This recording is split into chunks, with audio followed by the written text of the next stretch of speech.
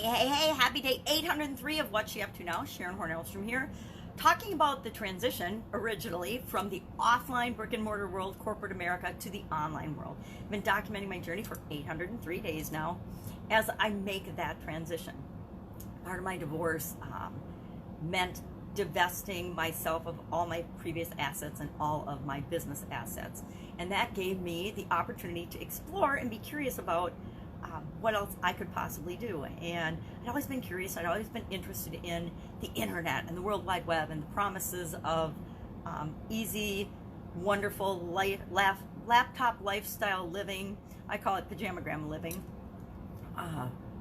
And I wanted to explore that. So I started that journey, and I thought, well, if I'm doing it, it would be kind of cool to document what I'm doing. And since over that same time period, my vision has deteriorated to the point of I'm legally blind, it was a good move. It was a good move to get up the gumption and figure out how to do videos, how to do live videos, so that I could capture, instead of trying to write down and journal things that I can't read anyway, without a whole lot of help.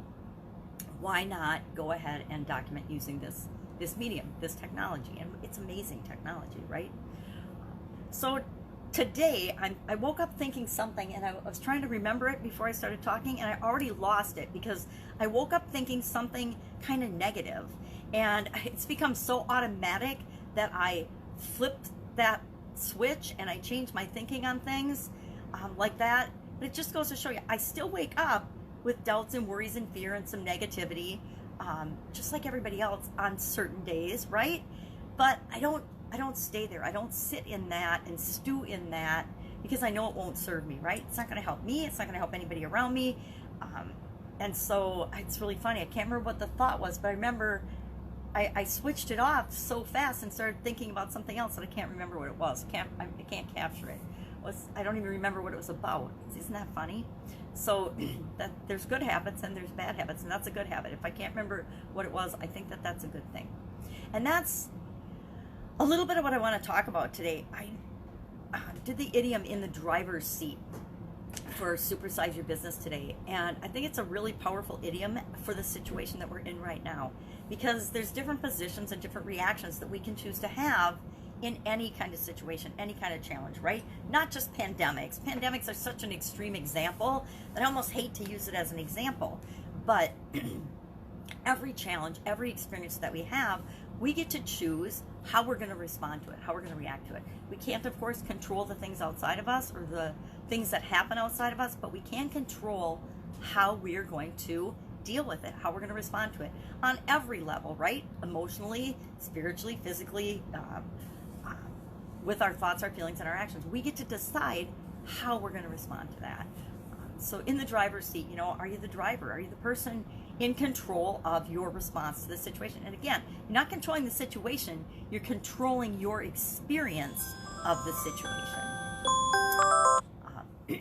Or are you the navigator? Are you the person in the front seat with the maps and the now we've got GPS and navigation systems, but are you the person, oh, well, here's a gas station in 10 miles. Are you making the journey and the experience better? Are you positively contributing to the situation? Or are you the backseat driver who's telling everybody in the front seat what to do, whether you know it or not, because you can't necessarily see out the windshield or have access to the navigation and know where you're going, but you're giving advice and opinions, and maybe you're right, but maybe you're not, but you're doing it in a way that's maybe not necessarily positively contributing to the situation. Or are you the passenger? Are you the person that's just reacting, going along for the ride, going along for the experience, and just deciding as you go how you're going to feel about it and how you're going to respond? But mostly you're just there for something to do, right? You're curious, or you're just there for the experience of going along for the ride.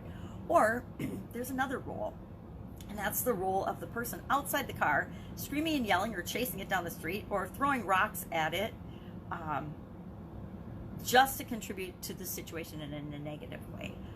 And we all actually step into and play in and have been in those roles. At least I know I've been in all those roles at some time and in some situation in my life. We flow in and out of those. But we always have the choice to decide what role we're going to play and where we're going to be in any given situation. Doesn't always feel that way. I mean, if you just got fired, been there, done that, right? It doesn't feel like you have a whole lot of control, right? But you always have the ability to decide how you're going to respond to that situation. I remember the actual first time I got fired, and it was not for cause. It was a really bad, negative situation. And I burst into tears. And I never cry, so I look back on that experience. Actually, is one of those experiences that I rewrote in my brain. Thank you, Tony Robbins. But I know I didn't respond the way I wanted to. And you know, by the last time I got let go in corporate America, I was laid off because my business was sold to another business. The owners sold to another business.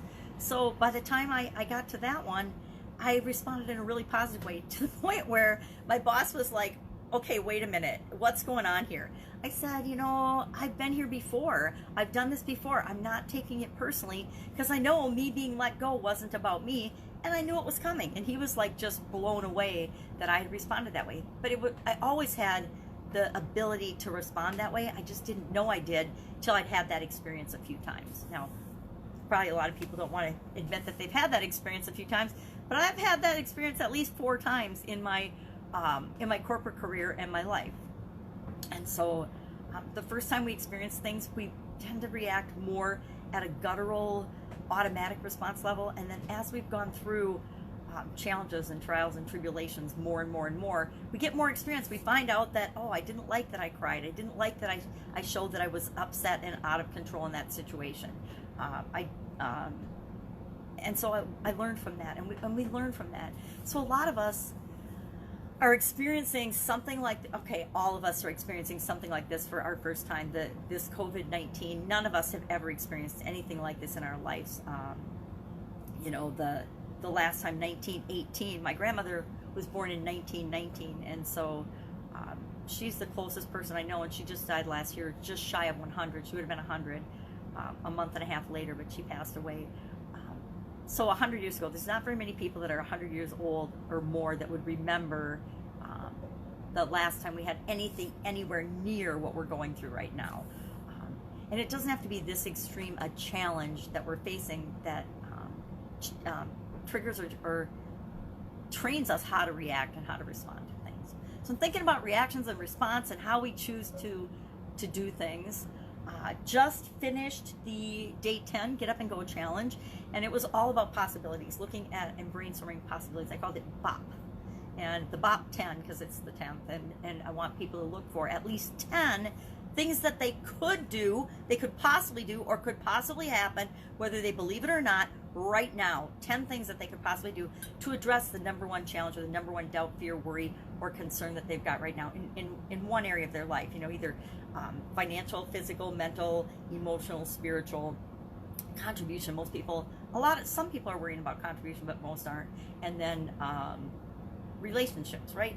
Maybe you're home with your family and your kids, and you realize that you have really let the relationship with your significant other deteriorate to the point where you're not communicating very well. Maybe that's your number one concern and problem right now.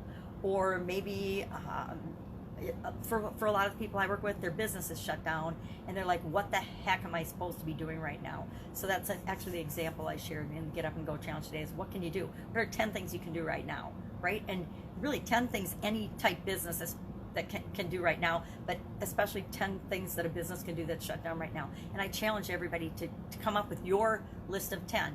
And yesterday we cleared out some of the I call it the B fat, and I think I shared that, the beliefs, emotions, feelings, actions, and thoughts that you might be having around this number one thing.